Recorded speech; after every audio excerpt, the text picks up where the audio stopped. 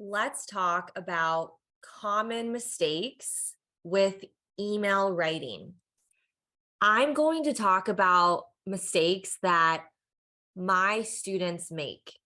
For those of you who don't know me, I am an English teacher. You probably knew that. And I've been teaching for years, and I've taught more students than I can count. Okay. I've taught a lot of students. And I will highlight some of the most common mistakes I see via email. If this is a mistake you've made after watching this video, you'll know not to make it anymore.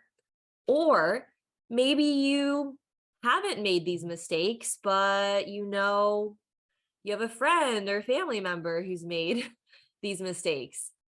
Give them some advice. Take what you've learned in this video and help out your friends and family so they can write perfect emails from now on. Okay. All right. The first mistake I'll talk about is writing the body of the email in the subject line of the email. Instead of writing your message in the big space that is made for you to write your message, I've had many students write the whole message, the whole email in the little line where it says subject. Don't do that. The subject line it's meant to be short, it's a few words, something that will show the recipient what your email's about, but then you put all the details in the body of the email. Okay, that again is a common mistake. Let's talk about another common mistake. I use Google Classroom for a lot of my classes, and some of my students see my announcements on Google Classroom. And when I make an announcement on Google Classroom, it sends an email to you with the Google Classroom announcement.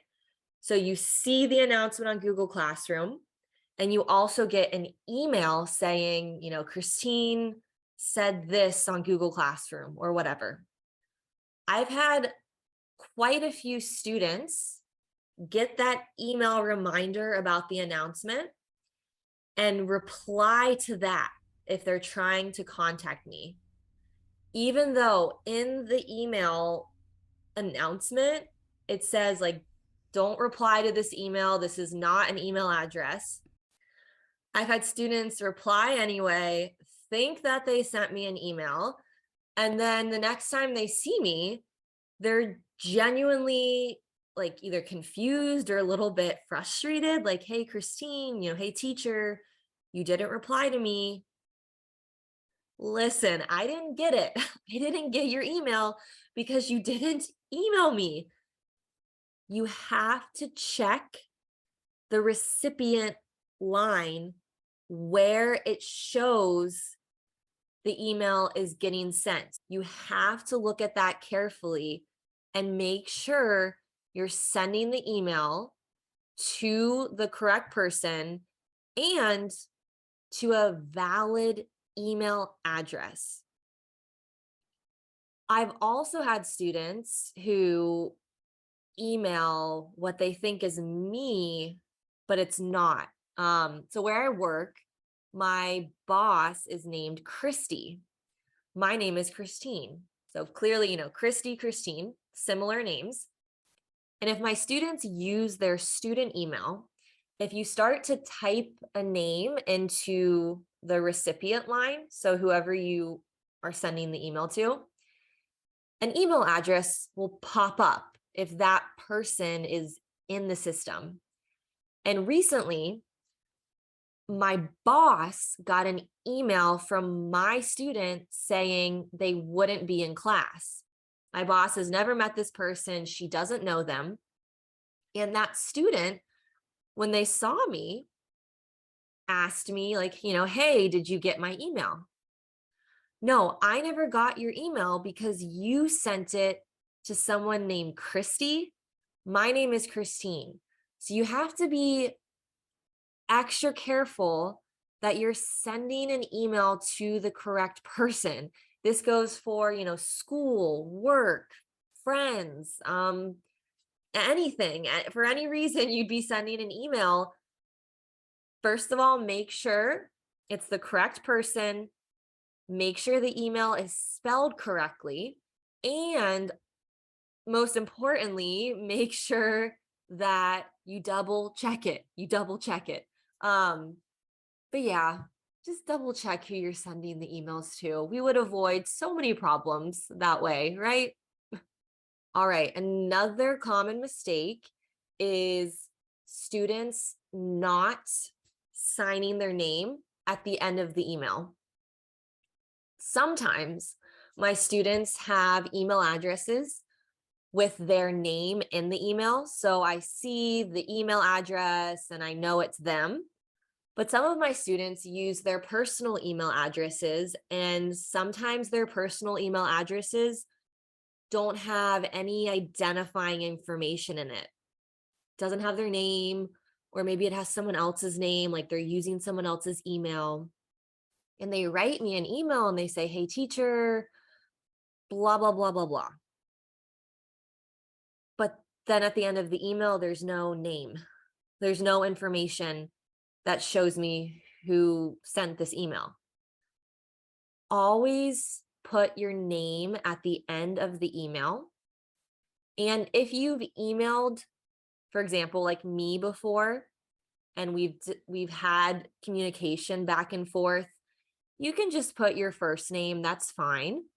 But if it's the first time you're sending me an email or someone else, it can be helpful to put your first and last name so that person knows exactly who the email's from.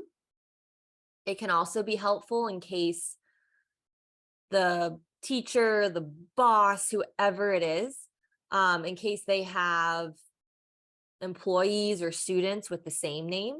Sometimes I'll get students who have the same name as someone else. And then it is really helpful to put your last name so you can identify yourself, and I make sure it's this Greg and not this Greg. Like right now I have two Gregs in one of my classes, and I have to look at their last names to know who's who.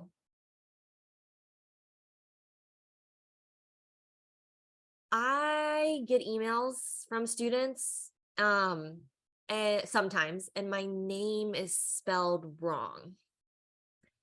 And it just doesn't look very friendly or professional or thoughtful if you email someone and spell their name wrong. Check and make sure you're spelling the person's name correctly, especially if it's like a boss at work or someone you don't know that well. I get a lot of emails that are very casual. They're almost like a text message from students, and I let it go because I'm pretty informal, like whatever. It's fine. But the name thing still bothers me. Yeah, so if you're watching this and you've sent me informal emails that are kind of like text messages, again, whatever, it's fine as long as you have your information so I know it's you. I'm pretty laid back, but please spell my name correctly. Please, please, please.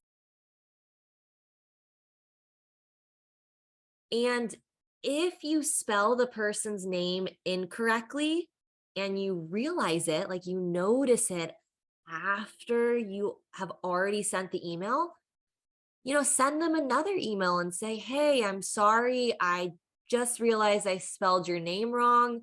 My apologies. And then it's totally fine because I've done that before. I accidentally put an A instead of an E, and I try to be very careful about double checking it because it's something I care about, that people get my name right. So of course I want to get their name right. but it's happened, here or there. And so then I immediately send them an email and just say, hey, sorry, I realized I spelled your name wrong. My apologies. Just do something like that. All right. I hope you enjoyed that video and maybe you learned what not to do if you've made any of those mistakes. If you are in one of my classes, you'll get access to another video I'm going to make with more tips about email writing. And if you're thinking, I'm watching this video, but somehow I'm not in one of her classes, reach out to me and sign up for my classes so you can get access to all of the content. And like I always say, happy learning.